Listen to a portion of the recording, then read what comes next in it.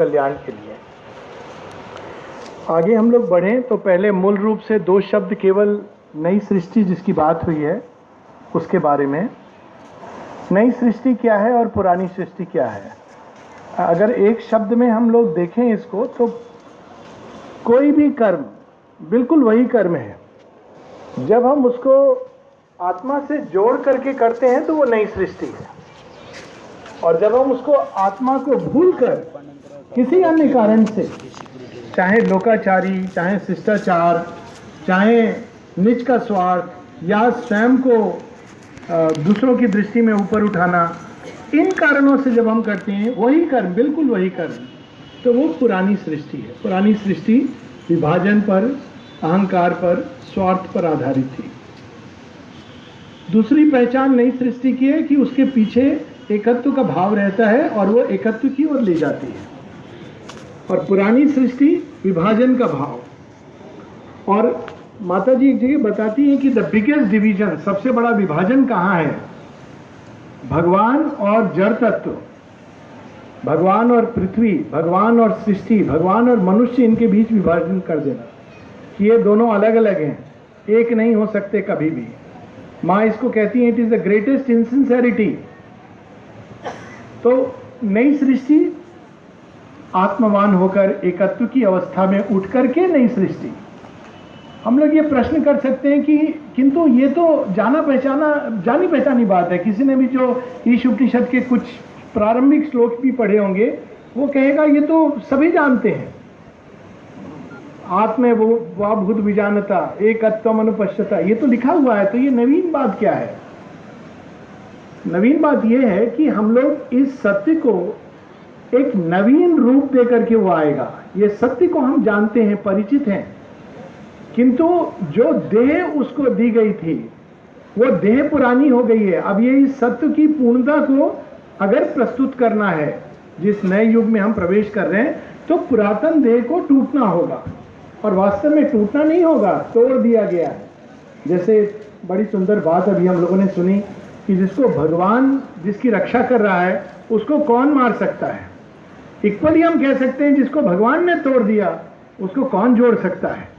एक बड़ी सुंदर कहानी है हमारे पुराणों में, शिव पुराण में आती है कि संक्षेप में माता सती का हम सब जानते हैं कि वो माता सती वास्तव में आत्मा है उस समय के युग की, और देह प्रजापति, दक्ष प्रजापति डिसाइड करता है ये रूल, वो रूल, ये फॉर्मूला, ये नियम, ये कानून, ये ऐसे रहेगा, वो वैसे रहेगा, खान पीन ऐसा होगा, अनुष्ठान ऐसा होगा। इसने सारे नियम बनाए हुए हैं और शिव इन सब नियमों के परे हैं, और इसलिए ही इज नॉट वेलकम, क्योंकि उनके आने से सब गड़बड़ हो जाएगा। जब भगवान कहीं प्रवेश करते हैं तो सब उथल पुथल हो जाता है। एक सेकंड के लिए कल्पना करें, ये हम लोग कॉन्फ्रेंस कर रहे हैं, हम सब यहाँ बैठे हैं, सुन रहे हैं, एक सेकंड के लिए, केवल एक क्षण के लिए साक्षात माँ जगत जननी वहां खड़ी हो जाए, क्या मैं बोलूंगा और क्या आप सुनेंगे? एब्सर्डिटी लगेगा। सबका ध्यान वहां, कोई जाकर के उनके चरणों में गिरेगा, कोई पीछे लाइन में खड़ा हो जाएगा, कोई हर्षातिरेक हो जाएगा, कोई रोने लगेगा, कोई हंसने लगेगा, कोई नाचने लगेगा। ये हमारी अवस्था होगी। डिसऑर्डर, जिसको हम मानसिक रूप में कहें, अरे डिसऑर्डर हो गया, आप अपने कुर्सी पर बैठिए, तो क्या आप कहेंगे अरे कुर्सी पर हम बाद में बैठेंगे, अभी तो पहले माँ का दर्शन कर लें। तो जब भगवान आते हैं नई सृष्टि को लेकर तो एक डिसऑर्डर के फेज से गुजरना पड़ता है। तो ऐसा ही कुछ होता है जब माता सती जाती हैं और वहाँ शिव की अवहेलना होती है और वो यज्ञ कुंड में चली जाती हैं, ये हम सब जानते हैं। और उसके पश्चात की स्टोरी भी जानते हैं कि शिव के गण आते हैं और स्वयं शिव आते हैं और दक्ष प्रजापति का सिर काट देते। फिर सब लोग हाहाकार, डिसऑर्डर हो गया, यही तो राजा थे, इन्होंने निर्णय लिया था, कानून बनाए थे, नियम बनाए थे, सब नियम खत्म। वो तो शक्ति थी जो which was behind all the measures of the old world, वही खत्म हो गई, ये तो अराजकता हो जाएगी। सब शिव से प्रार्थना करते हैं कि आशुतोष प्रसन्न हो, प्रसन्न हो। तो कहते कोई बात नहीं, शिव जी की लीला है। कहते कि मैं कोई सिर ले आओ, मैं जोड़ दूंगा।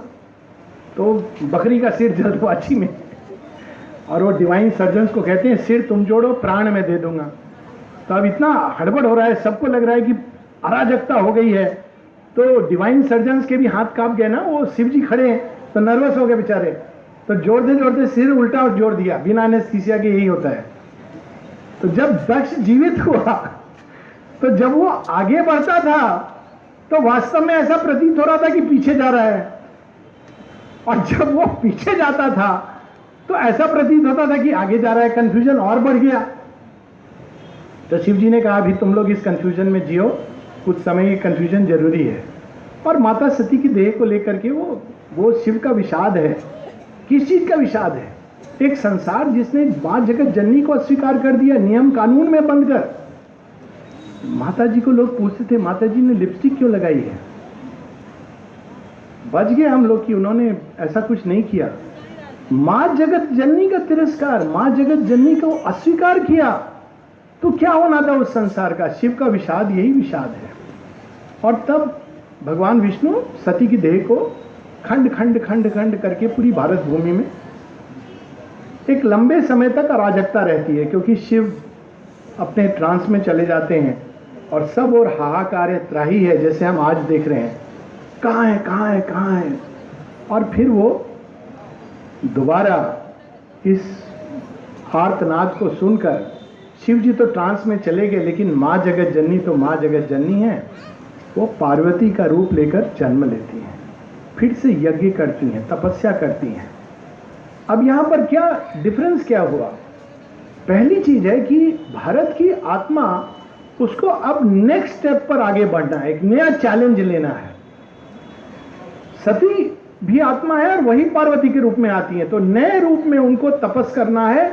जैसे चैत्य विकसित होता है एक स्टेप से दूसरे स्टेप पर, वैसे ही राष्ट्र का भी एक चैत्य होता है। There is a soul of a nation which progresses from one age to another age. और वो अब परिपक्व हो गई है भारत की आत्मा, एक और भी बेहतर सत्य को स्थापित करने के लिए। मूल सत्य को वो जानती है, लेकिन उसके मैनिफेस्टेशन में। दूसरा, हमको ये भूल नहीं करनी चाहिए जो देवताओं ने भी की, कि दक्ष का शरीर जुड़ जाएगा तो अराजकता समाप्त हो जाएगी। जैसे व्यक्ति का देह आत्मबोध होता है कि वो देह को ही आत्मा समझ लेता है। लोग होता है ना, किसी की कोई चला जाता है तो कहते हैं आहा वो मर गया। हम लोग कहते हैं, बड़ा आश्चर्य होता है, भारतवर्ष में हम कैसे कह सकते हैं वो मर गया? हमारे यहाँ तो मरने का कंसेप्ट ही नहीं है, मरता ही नहीं है कोई। वो मर गया, कौन मर गया? वो कौन था? अरे फला सो एंड सो। वो नाम और रूप समाप्त हो गया, देह समाप्त हो गई, वह नहीं मर सकता, वो अजन्मा है। ये हमारा ये सनातन धर्म का एक फंडामेंटल ट्रूथ है। नाम रूप चला गया, फिर से एक नया नाम रूप लेके आएगा। भारत की देह, बाहरी देह को, जैसे सती की देह को, जैसे दक्ष को स्वयं भगवान ने तोड़ा, तो बाहरी देह को तोड़ दिया गया है। और अगर हम ये प्रयास करेंगे कि ये फिर से जी उठे, कि सुबह बच्चे उठें 4 बजे और उठ के पहले धरती माता को स्पर्श करें, फिर माता पिता का आशीर्वाद लें, फिर वो श्लोक पढ़ें, इट वॉन्ट हैपन। क्यों? क्योंकि वो जो करेंगे वो उससे आगे की चीज करेंगे। हनुमान की केवल पूजा नहीं करेंगे, वो स्वयं हनुमान बनकर सूर्य को पकड़ना चाहेंगे। ऐसे बच्चे आ गए हैं घर घर में, इनको अभी ब्लैक शीप कहा जाता है, परंतु वास्तव में they are white sheep. They are not sheep, they are lions. सूर्य को पकड़ना चाहते हैं। हनुमान चालीसा में हम लोग पढ़ते हैं ना कि वो जंप किया उन्होंने, सूर्य को निगल लिया, वो पढ़ते हैं हम लोग।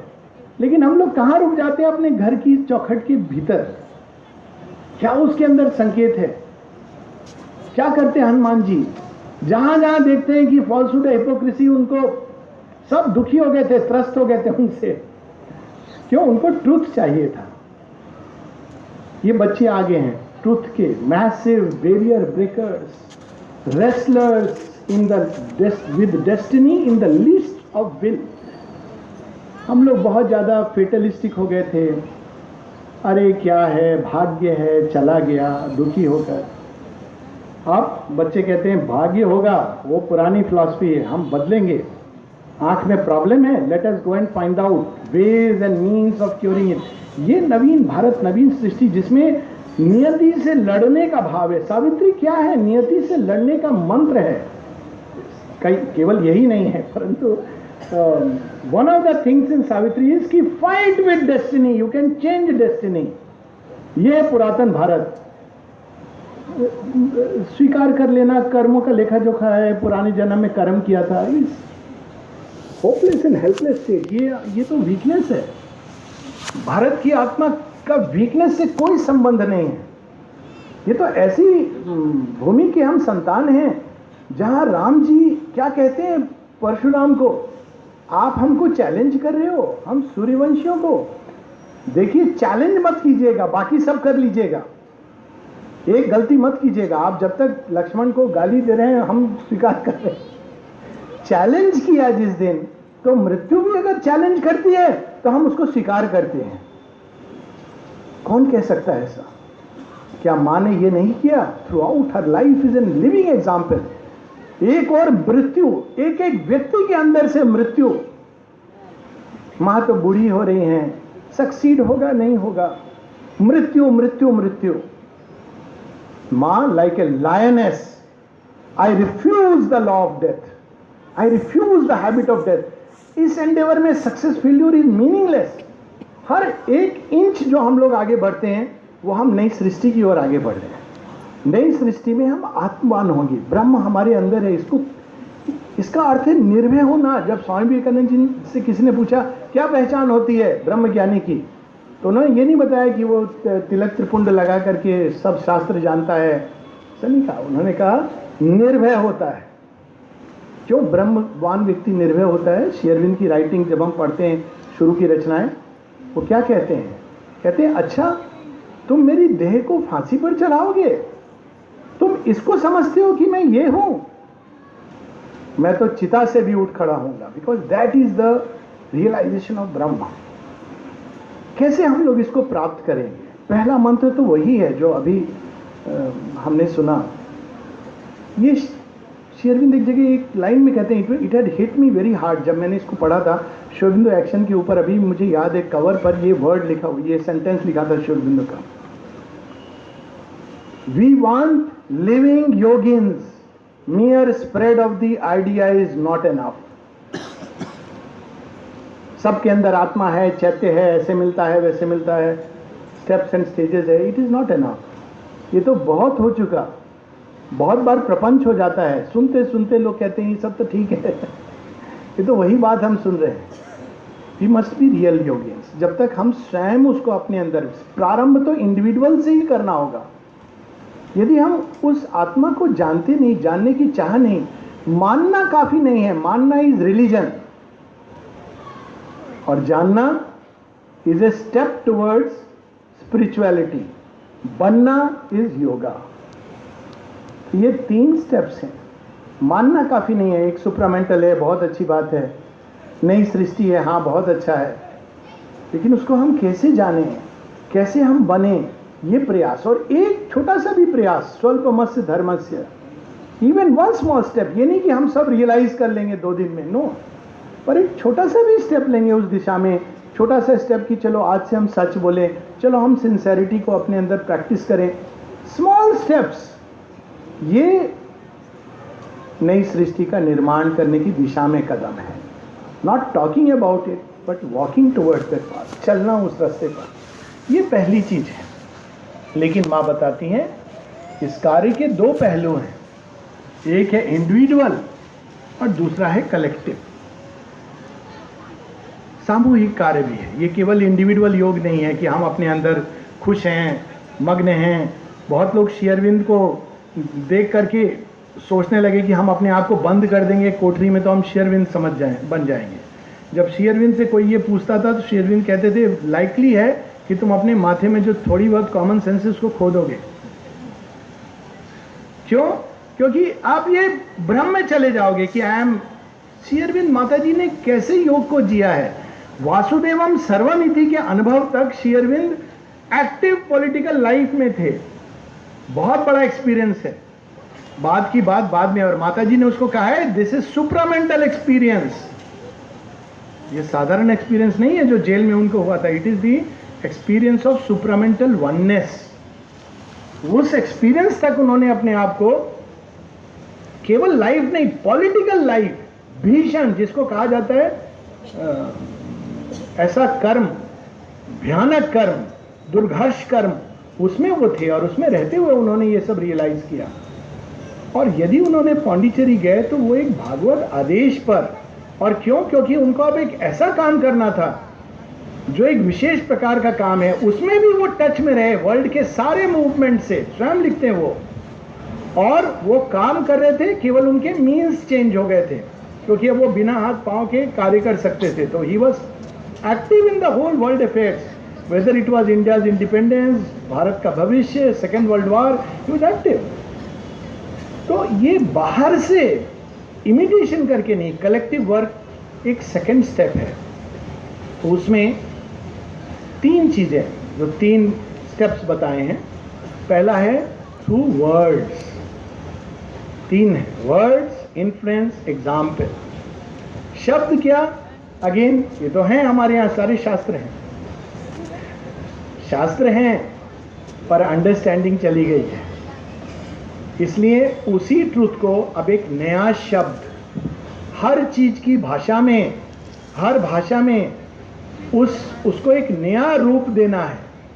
अभी थोड़ी देर नहीं, कुछ समय पूर्व, 3-4 घंटे हुए, रूपर्ट शेल्ड्रॉक, नाम नहीं सुना होगा हम लोगों ने, कई लोगों ने, उनकी एक टॉक आ रही थी, बड़ी इंटरेस्टिंग टॉक थी। आई नो अबाउट हिम, क्योंकि वो वास्तव में मूल रूप से भारत की बात बिना भारत का नाम लिए वैज्ञानिक है, पर विज्ञान के क्षेत्र में वही सत्य है, एक नई भाषा में है। ये एक अद्भुत बात है, और ये नहीं कि हमको इसको कॉपी करना है या उसको कॉपी करना है।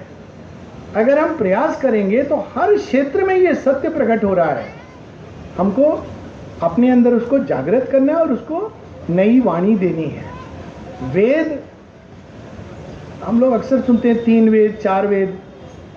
वेद ऐसी पुस्तक नहीं है जो लिखनी समाप्त हो गई है। Veda by its nature can not be finished, क्योंकि वेद क्या है? किसी एक व्यक्ति की तो लिखी हुई चीज नहीं है। वेद तो कई ऋषियों के अनुभव हैं जो उन्होंने लिखे हैं। कबीर जी ने कितना सुंदर ढंग से कहा, जो बोलूं सो वेद कहावा, जहां पग धरूं सो तीरथ। किसी ने उनसे पूछा, कहते जहां मैं पैर रख देता हूं वो तीरथ बन जाता है। क्यों? मैं तो सतत स्मरण कर रहा हूं, राम राम राम कर रहा हूं अंदर में, जो मैं कहता हूं वो वाणी वेद बन जाती है। Veda is not a book which is written in a certain meter of Sanskrit by so and so rishis.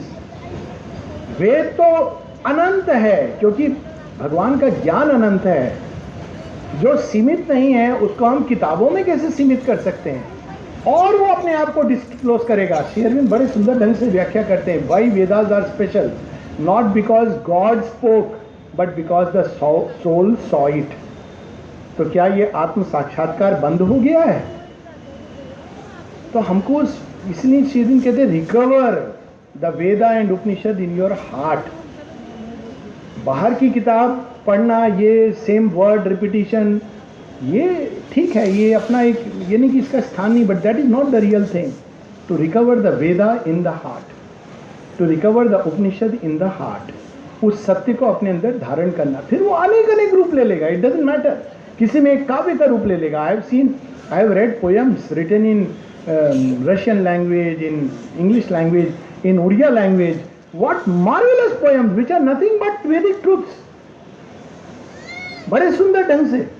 क्योंकि ये इंपॉर्टेंट नहीं है कि आप किस भाषा में या वो particular, it is the expression, ये नवीनता, नूतनता, ये रीइन्वेंट करना अपने आप को। तो वर्ड, शब्द में शक्ति होनी चाहिए,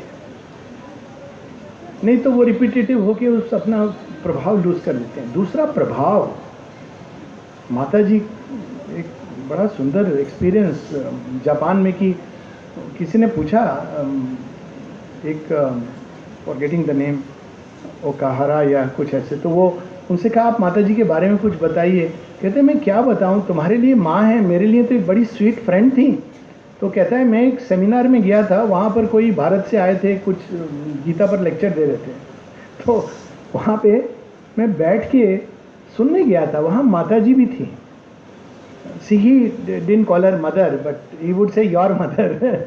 तो कहते हैं लेकिन अद्भुत माधुर्य, अद्भुत सौंदर्य, अद्भुत माधुर्य, और मैं उनको देखूं तो देखता ही रह गया, मैं भूल गया कि ये लेक्चर में क्या हो रहा है, कुछ नहीं सुना मैंने।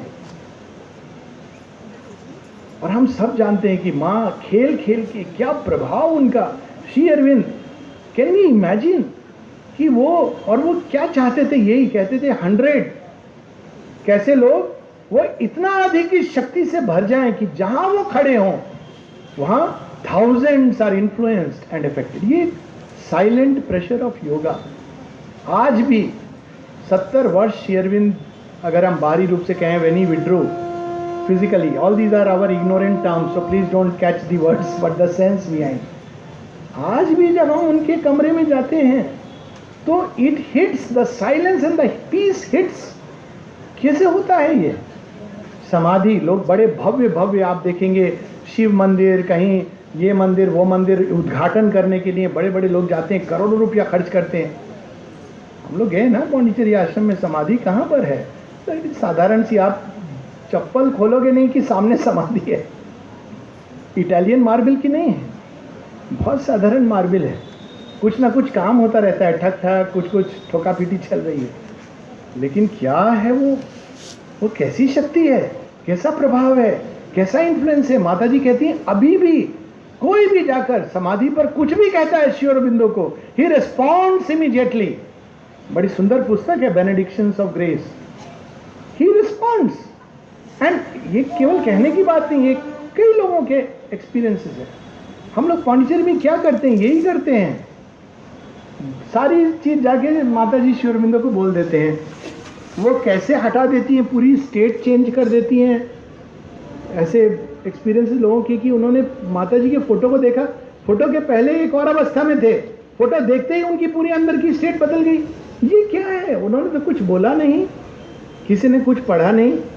ये होती है दी साइलेंट पावर ऑफ योगा, और वो पावर हम सबके अंदर है। ये भारतीय सनातन धर्म का ये बहुत इंपॉर्टेंट सिद्धांत है। माँ बार बार इसको संकेत कराती हैं कि that truth is inside us, और जो हमारे अंदर सत्य है वो यूनिवर्सल सेल्फ ही है। ये नहीं कि मेरे अंदर कुछ और है, दूसरे के अंदर कुछ और है। हम जब इसको टच करते हैं अपने अंदर, तो दूसरे के अंदर भी टच करते हैं। That is the beauty of it. वो एक ऐसा कनेक्शन है। अभी हम लोग सब यहाँ पर मिले हैं, अलग अलग प्रांतों से, अलग अलग जगह से लोग आए हैं। क्या हमको नहीं लगता हम एक परिवार के हैं? कैसे, वो कौन सा भाव है जो जोड़ के रखता है? This is the silent power of yoga. और श्री अरविंद कहते हैं उसको रियलाइज करना है हमको।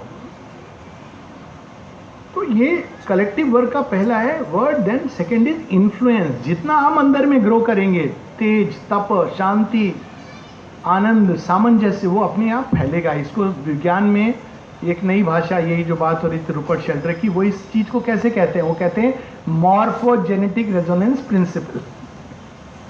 प्रिंसिपल क्या है कि एक चूहा या एक पशु या एक मनुष्य कहीं पर भी किसी पजल को सॉल्व कर लेता है, तो उसी प्रजाति के अन्य जीव, चूहा, सिंह, पशु, उनके लिए वो सरल हो जाता है अपने आप, बताना नहीं पड़ता, अपने आप वो सरल हो जाता है। Which means our individual victory spread into the world. माता जी से किसी ने पूछा था कैसे, माँ कहती है our little victories make it easier for others to achieve the same victory. अगर हम अपने लालच पर, छोटा सा चीज है, थोड़ी सी विजय पाते हैं तो दूसरों के लिए इजी हो जाता है। This is collective work. Collective work is not just कि चलो बैठो हम आपको कुछ सुनाएंगे। It's not necessary. Just being, just sitting, just moving, such a person draws into his atmosphere forces of the divine। और ये हम लोगों को अपने अंदर जागृत करना है, किसी को इन्फ्लुएंस करने के लिए नहीं, किंतु वो हमारी सहज स्वाभाविक अवस्था हो जानी चाहिए। और तीसरा जो माता जी कहती है, एग्जाम्पल, उदाहरण। एक उदाहरण तो सबसे बड़ा श्री अरविंद का है। आप एक फोटो है श्री अरविंद की, अद्भुत है। श्री अरविंद सूरत कांग्रेस में बैठे हुए हैं, आई एम श्योर देखी होगी कई लोगों ने। चारों तरफ भीड़ है, तिलक खड़े होकर कुछ बोल रहे हैं। तिलक जब बोलते थे बड़े जोश में, और वो समय ऐसा था जब लड़ाई हो रही थी, जैसे हमारे राज्यसभा लोकसभा में होता है, जूता फेंक रहे थे लोग, शोर कर रहे थे, गाली दे रहे थे, क्यों विभाजन हो रहा था। उस समय कांग्रेस का विभाजन हुआ था।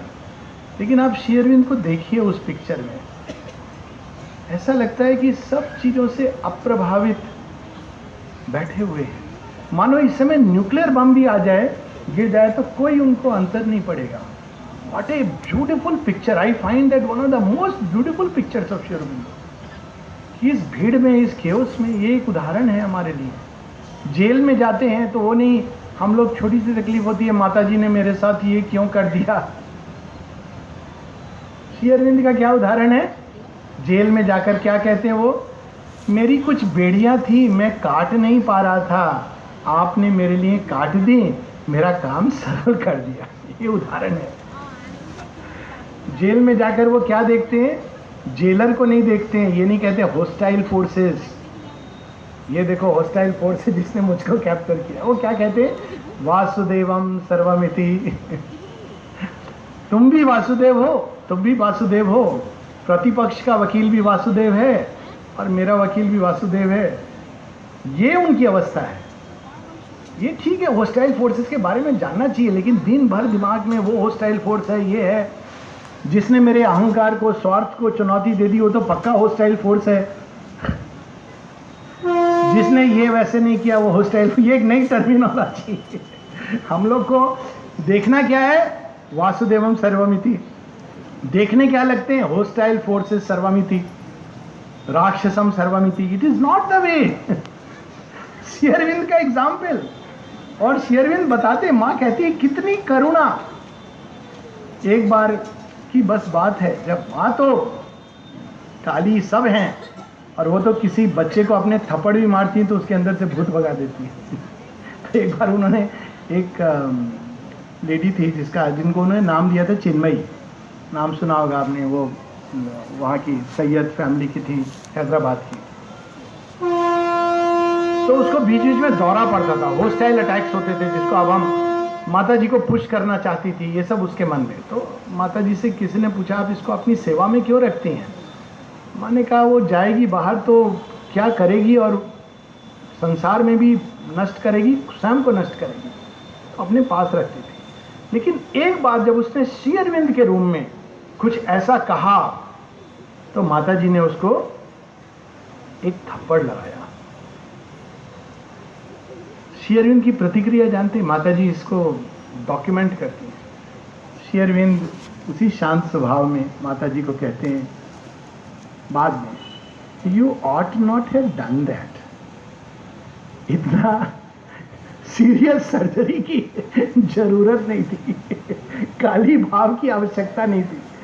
और माँ इस बात को कोट करती हैं, ये बताने को कि कितनी करुणा, किस एकत्व में वो रहते थे। सुपरमैन के बारे में कहती है, one thing we can tell you what superman will not be. क्या नहीं रहेगा? क्रूरता उसके अंदर नहीं आएगी। जैसे मनुष्य पशु के साथ व्यवहार करता है, वैसा व्यवहार वो मनुष्य के साथ नहीं करेगा, क्योंकि गैप तो उतना ही होगा। क्या करेगा वो व्यवहार? The higher kind shall lean to lift up man. ये करुणा, वो करुणा को धारण करेगा, कंपैशन को, प्रेम को। यही तो अभी हम लोगों ने सुना माता जी का मैसेज, कि माता जी का, श्री अरविंद का काम क्या है, एनलाइटनिंग मैनकाइंड, लव, ये मूल वर्ड्स हैं। तो उदाहरण, माता जी टेनिस खेल रही हैं, सब कार्य कर रही हैं, सुबह से शाम तक ब्रह्म चेतना में लीन होकर, ब्रह्मभूत होकर। ये उदाहरण है हम सबके सामने लाइफ का, टिल द लास्ट, जिसको हम भौतिक रूप में कहें लास्ट मोमेंट। क्या यूथफुलनेस है कि 91 की एज में वो एक नया सिटी, 50th ईयर हम लोग मना रहे हैं, सिटी ऑफ डॉन।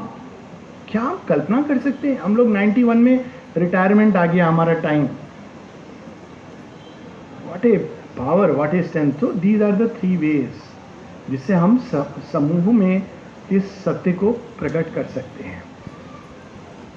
लेकिन इसके साथ ही समाज, तीसरी चीज जो है इस कार्य की, भारत में रिकंस्ट्रक्शन की, समाज। और वहाँ बहुत जरूरी है, पुराना बॉडी टूट गया है, नया शरीर आना है, तो पहले हम इस शरीर को किस आधार पर बनाएं।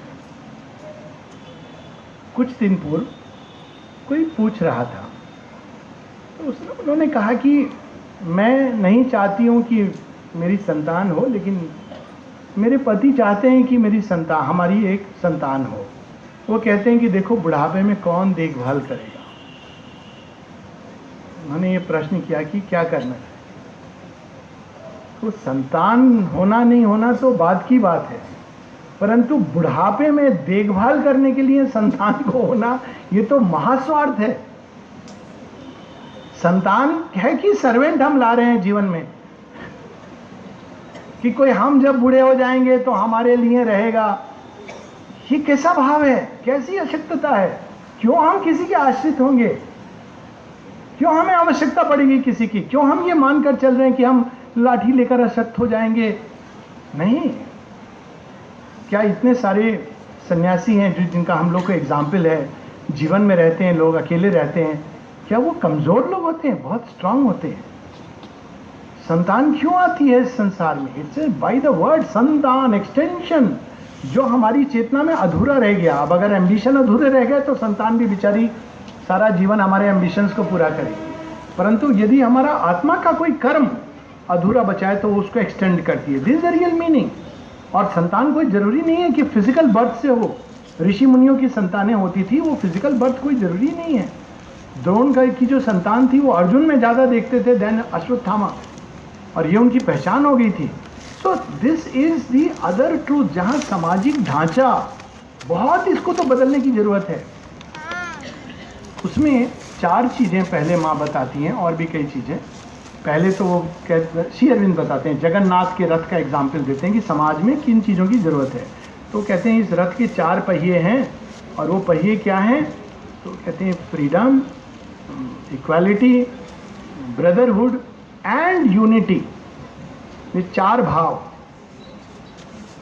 अब देखिए छोटी सी चीज़, श्री अरविंद से किसी ने पूछा कि इस प्रोविंस का, उस प्रोविंस का। श्री अरविंद कहते हैं all provincial spirit is contrary to the spirit of sadhana. हम लोग तो वहीं फेल हो जाएंगे, आगे तो बहुत बड़ी बात है। ये तो कैसे यूनिटी आएगी? इसका आधार क्या होगा? One self in all. Unity वहां से आती है। बाहर में हम सब अलग अलग, हमारे विचार होंगे, व्यवहार होंगे, भाषा होगी, कपड़े होंगे, ये इंपॉर्टेंट नहीं है। सब एक जैसा कपड़ा पहने, एक जैसी बात करें, ये जरूरी नहीं है, परंतु आत्मा में हम सब एक हैं। ये यूनिटी का आधार है। बंधुत्व का भी ये आधार है। फ्रीडम, हर चीज शास्त्र निर्णय करेगा नहीं, तब विकास कैसे होगा? जिस बच्चे को, अगर कोई बच्चा होता है ना, सब चीजें वैसे सुनता है और करता है जैसे माता पिता कहते हैं, वो भयावह स्थिति है। आजकल ऐसे पुराना मॉडल लोग खत्म हो गया बनना। आजकल बच्चे रियल इंटेलिजेंस, जैसे एक और आर्टिफिशियल इंटेलिजेंस है, आजकल बच्चे रियल इंटेलिजेंस लेके आ रहे हैं। वो निर्णय लेते हैं, कहते हैं daddy I respect you, mama I love you, but you know I made my choice. बहुत अच्छी बात है। 10 बार गलत चॉइस करेंगे, 11वीं बार करेक्ट करेंगे। पर अगर आप उनके लिए चुनाव करेंगे तो वो कभी करेक्ट नहीं करेंगे, वो केवल एक क्लोन बन जाएंगे। जेरोक्स कॉपी होती है ना, हर जेरोक्स के बाद वो क्या होती जाती है? धीमी। 10वां जेरोक्स गवर्नमेंट ऑफिस में होता है ना, भेज देना जेरोक्स कर करके, फिर आपको पढ़नी समझ नहीं आ रहा है कि इसमें क्या लिखा है। तो हम लोग यहाँ कार्बन कॉपी और जेरोक्स कॉपी बनाने के लिए थोड़ी आए हैं। स्वतंत्रता इसलिए जरूरी है। Freedom is the basis of all authentic progress. इसलिए आश्रम में स्वतंत्रता दी गई है। Yes, it is dangerous, correct. तो अगर हम डेंजर नहीं लेंगे तो माउंट एवरेस्ट तो नहीं चढ़ सकते। खाली उसकी पिक्चर देख के संतुष्ट हो सकते हैं। हाँ, माउंट एवरेस्ट देखा? हाँ देखा है। कहाँ देखा है? अरे हमने एक किताब देखी थी। एक सिनेमा देखा था माउंट एवरेस्ट पर, वो नहीं है, चढ़ना हो तो बहुत खतरनाक है। कल हम लोग पढ़ रहे थे, with the wind and the weather beating around me, up to the hill and the moorland I go. तो ये तो डेंजर लेना पड़ेगा। अगर हम स्वतंत्रता नहीं देंगे तो विकास कैसे होगा। वहीं पर एक चीज और वो कहते हैं, माता जी भी कहती हैं, साइन सुपर माइंड का one of them is youth unrest, strange, second is women unrest. और माता जी कहती हैं, if I was born in India I would have change many things, specially women. किसी ने माँ से पूछा कि मेरी पत्नी तो पढ़ नहीं पाती, माता जी श्री अरविंद को मैं क्या करूं। माँ कहती, तुम जिम्मेदार हो, क्या तुमने कभी प्रयास किया कि वो पढ़े, वो आए तुम्हारे साथ चले। तुम तो बड़े खुश थे कि वो कुछ नहीं पढ़े, कुछ नहीं करे, कुछ नहीं बने, ताकि वो तुम्हारी बात सुने। और फिर आगे एक अलग कंटेक्स्ट में कहती हैं, why should women cook for men, are they slaves. हो जाता है ना हम लोग पसीना पसीना, ये सब। Why should women cook for main, ये हम माने ना माने, ये संसार में ये प्रथा शुरू हो गई है, नई प्रथा। जिस चीज को भगवान खंड कर देते हैं उसको जोड़ नहीं सकते। क्यों? हाँ, प्रेम से कोई भी करे, चाहे वुमन करे, मैन करे, वो अलग बात है कि नहीं आज मेरा मन कर रहा है, वो एक अलग चीज है, मुझे इसमें जॉय आता है, वो एक अलग चीज है। लेकिन कुकिंग फॉर मेन क्या करूं, करना पड़ेगा। They are the only one जो एक भी हॉलीडे नहीं होती है, मंडे टू संडे दिन भर काम करते रहते हैं। अन्नपूर्णा भी बनती हैं, सब बनती हैं, खाली काली दुर्गा बनती है तो मेन को प्रॉब्लम होती है, वो रूप नहीं देख पाते हैं। अन्नपूर्णा बहुत अच्छा है, लक्ष्मी बहुत अच्छा है, सरस्वती तो थोड़ा तुम ज़्यादा ज्ञान पंडित मत बनो क्योंकि फिर प्रॉब्लम होगा। और काली दुर्गा तो नहीं, you are not good person, hostile attack है, वाइटल होस्टाइल अटैक तुम्हारे अंदर है। ये ढांचा बदलना है, और ये हम चाहें नहीं चाहें, समय की धारा इसको बदल रही है सारे संसार में। It is no more dependent on us. जिस चीज को भगवान बदल रहे हैं, क्या हम उसको जोड़ सकते हैं? जोड़ेंगे तो क्या होगा? दक्ष वाला हाल होगा। ये सामाजिक ढांचे में इक्वालिटी, समानता, ये युग समानता का युग है। बच्चा भी बराबर की तरह आपसे प्रश्न करता है, पिताजी आप कह रहे हो लेकिन आधार क्या है? आप पुराने समय में क्या कहते थे? मैं कह रहा हूं ना, बाप हूं तुम्हारा। नहीं, ये मैं डाउट नहीं कर रहा हूं कि आप मेरे बाप हैं। मैं आपकी बात को क्वेश्चन कर रहा हूं। आप जो कह रहे हैं उस पर प्रश्न चिन्ह है, आप पर प्रश्न चिन्ह नहीं है। What do you mean? हम अपने समय में अपने पिताजी कुछ बोल देते, is no meaning at all. Children when they discuss, they want to discuss on an equal footing. They don't want that हमारे शास्त्र में लिखा है, इस उसने ये कहा है। That age is gone. We have to discuss with them one by one, कि नहीं हम वो बात करेंगे कि ये डिस्कवरी तो ये बताती है, वो you have to be equal, match up to them. माता जी कहती थी, you don't have to come down to the level of children. तुमको उनके लेवल पे उठना है। ये तो हर पीढ़ी हमसे आगे होगी, खुशी होनी चाहिए। एक कहावत है हमारे पुराने उसमें कि बच्चे को, पिता को सबसे ज्यादा किससे हारने में खुशी होती है? अपने बच्चे से। मतलब वो एक कदम आगे है। इसीलिए तो भीष्म का सबसे अद्भुत क्षण कौन सा है हम लोग नहीं समझ पाते। ये मॉडर्न सोशलिस्टिक थॉट, ओ देखो बेचारे भीष्म, उनको मार दिया। भीष्म को खूब जॉय मिल रहा था, मेरा सबसे चहेता ग्रैंड चाइल्ड क्या अद्भुत बाण चला रहा है। क्योंकि नेचुरल है, एक ग्रैंडफादर को इससे ज्यादा खुशी क्या होगी एक योद्धा को, कि मेरे संतति में एक ऐसा अर्जुन पैदा हुआ है जो मुझे भी बाण चला के आघात कर सकता है और मैं पीछे आ रहा हूं। This is the symbol of today's times.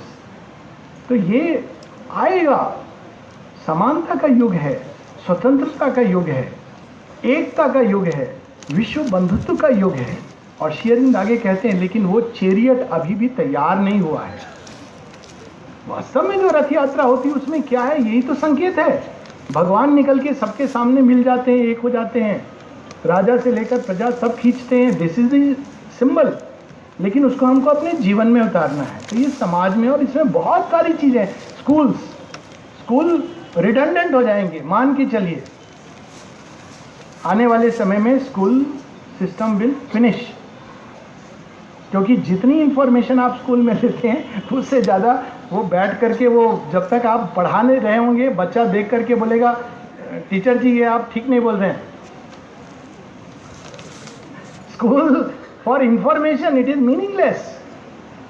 तो स्कूल क्या बचेगा? जो एंशिएंट सिस्टम था, like it is like a कुल। वो एक ऐसी जगह होगी जहाँ बच्चे ब्लॉसम करेंगे, जहाँ प्लेग्राउंड होगा, खेलेंगे, मिक्स करेंगे, टीचर्स भी आत्मवान होंगे, उनके साथ मिलेंगे जुलेंगे, शेयर करेंगे, डिस्कस करेंगे, प्रोजेक्ट करेंगे, क्वेश्चन करेंगे, और तब वो ग्रो करेंगे। They will be schools of evolution, not schools of information. ये institutions have to change. Marriages as an institution has been broken out. जब ऑरोविल के लिए माता जी से पूछा था किसी ने, बड़ी रिवॉल्यूशनरी चीज़ें हैं, but we should no, we should not try to hide things. माता जी ने कहा फैमिली सिस्टम इज गॉन। हाँ, तो जो शादी करना चाहते हैं उनको करना चाहिए कि नहीं? माँ कहती if they have not over pass that stage, तो फिर क्या करना चाहिए? माँ कहते हैं अगर दो व्यक्ति प्रेम करते हैं दे कैन लिव टुगेदर। अच्छा माँ ऐसे मत बोलिए, हम लोग के तो यहाँ तो ये प्रॉब्लम हो जाएगी।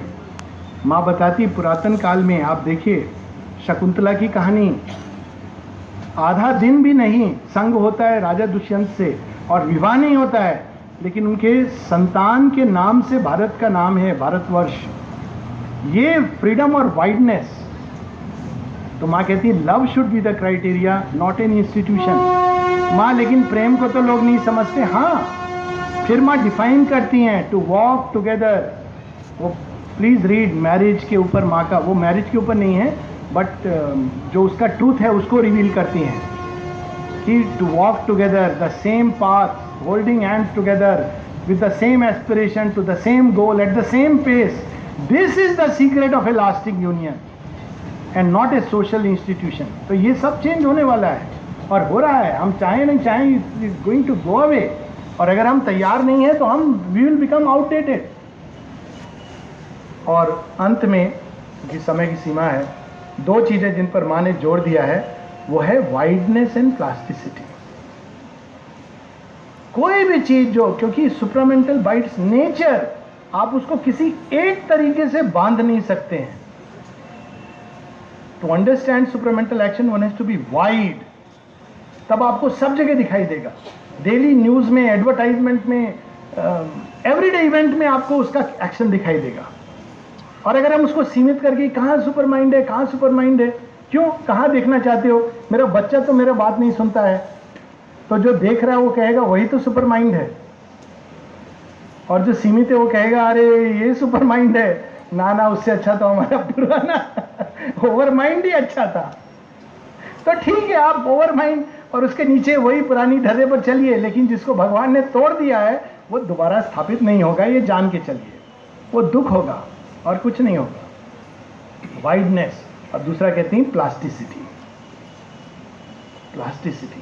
रिजुता, चेंज, एडेप्टेशन। क्योंकि जिस गति से संसार इवॉल्व कर रहा है, हम लोग डिसोरिएंट हो गए, समझ नहीं आ रहा है, लेकिन हो रहा है।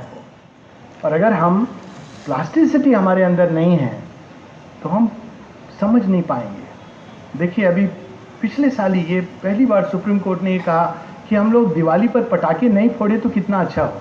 This is directly in the light of mother and sure बिंदु।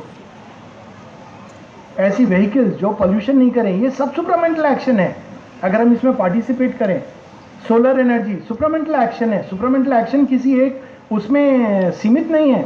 अगर हम इसको बढ़ावा दें, वाटर कंजर्वेशन, ये सब उसी का हिस्सा है। Lack of wastage of energy, wastage of consciousness, they are all part of supramental action. List बनाई जा सकती है।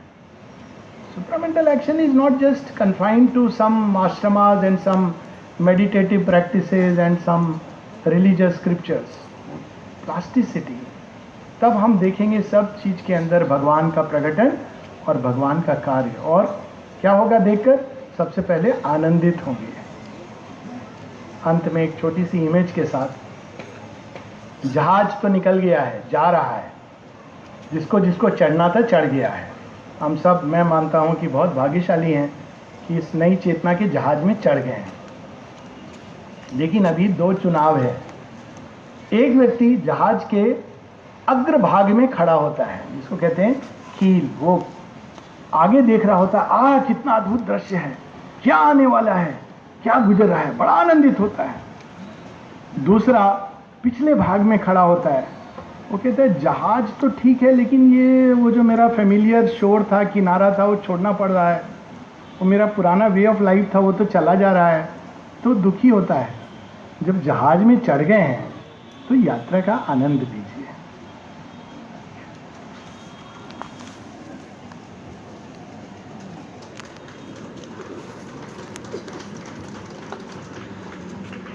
परवर्ती